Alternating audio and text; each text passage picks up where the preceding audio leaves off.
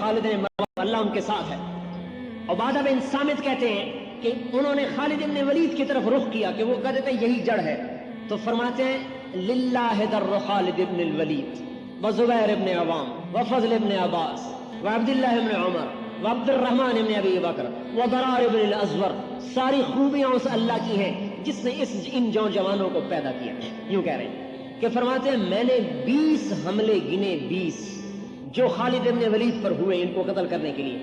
فضل ابن عباس اور زبیر ابن عوام دونوں آگے بڑھتے تھے اور ان حملوں کو توڑ کے رکھ دیتے تھے. اور حضرت فضل جب حملہ کرتے تو کہتے انا فضل ابن العباس, میں ہوں عباس کا بیٹا فضل, وہذا زبیر ابن العوام, اور یہ ہے عوام کا بیٹا زبیر. تباعدوا یا معاشر الکلاب عن اصحاب رسول اللہ, اے کتوں کی جماعت میرے نبی کے ساتھیوں سے دور ہو جاؤ. کہتے ہیں 20 حملوں کو توڑ دیا زبیر نے اور فضل نے. ارے اکیلے نہیں توڑا, ساتھ پتہ نہیں کتنے ہزاروں فرشتے تھے جو نظر نہیں آ رہے تھے. جب اثر ہو گئی نا تو حضرت ابو عبیدہ نے کہا مر گیا, مجھے بھی مروا دیا, اب میں عمر کو کیا جواب دوں گا کہ 60 صحابہ کو قتل کروا دیا. کہ چلو مسلمانوں کی مدد کے لیے.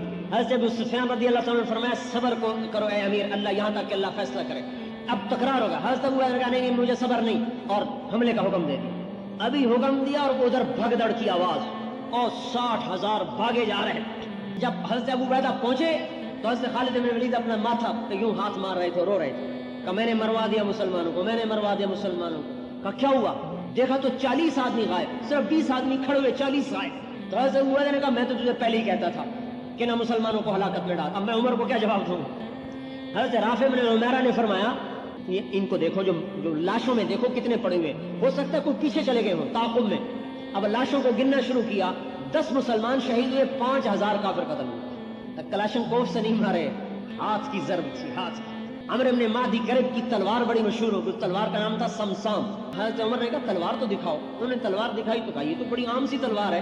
تو حضرت عمرو بن مادی کرب نے فرمایا تلوار تو عام ہے, اس کے پیچھے جو ہاتھ ہے نا وہ ہاتھ خاص ہے.